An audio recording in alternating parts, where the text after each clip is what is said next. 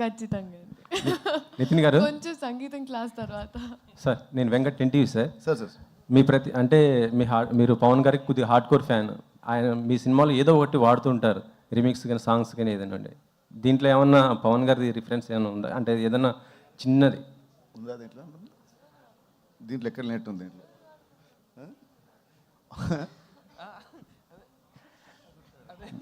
మీరు అలా డిస్కషన్ లేదు కానీ పవన్ గారితో చేసే హీరోయిన్ ఉన్నారండి. ఓకే శ్రీలీల గారు. సార్ రవి గారు చెప్పండి. పుష్పము 5వ తారీఖు వస్తుంది, ఇదో 25th వేస్తున్నారు, చాలా తక్కువ కదా, మరి కలెక్షన్స్ ఎఫెక్ట్ పడదా? ఈ 2 సినిమాలకి, అంటే మీ 2 సినిమాలు కదా.